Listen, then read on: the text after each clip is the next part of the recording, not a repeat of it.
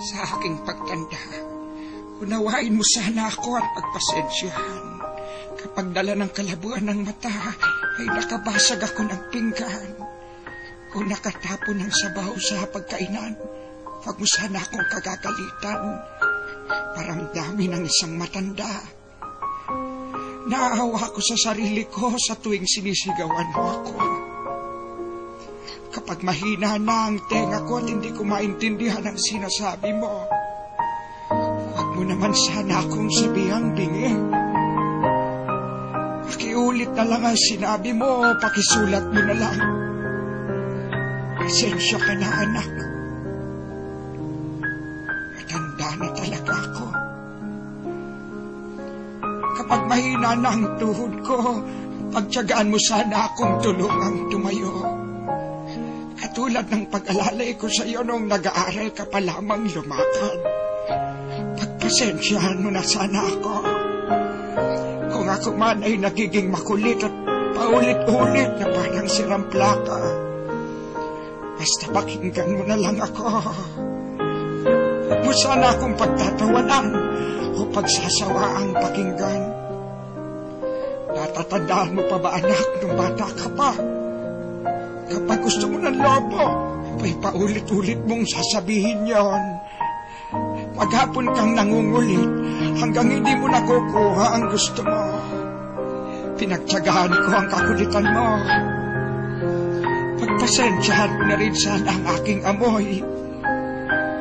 Amoy matanda, amoy lupa. Huwag mo sana akong piliting maligo. Mahina na ang katawan ko. Madaling magkasakit kapag nalamigan. Kaya wag mo sana akong pandirihan.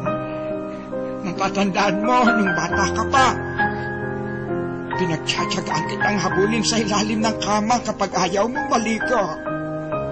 Pagpasensyahan mo na sana kung madalas ako'y masungit. Lala na marahil ito ng katandaan. Pagtanda mo, maiintindihan mo rin ako.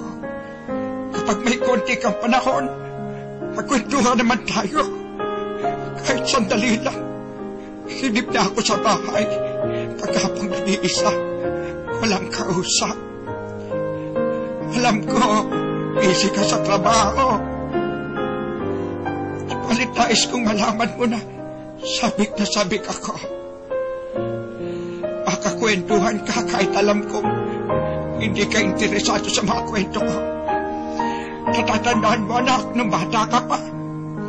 Pinagtyagaan kong pakinggan at intindihin ang pautal-utal mong kwento tungkol sa iyong teddy bear. At kapag dumating ang sandali na ako'y magkakasakit at maratay sa panig ng karamdaman, wag mo sana akong pagsawa ang alagaan. Pagpasensyahan mo na kung ako man ay maihi o matumi sa higaan. Pagtyagaan mo sana akong alagaan sa mga huling sandali ng aking buhay.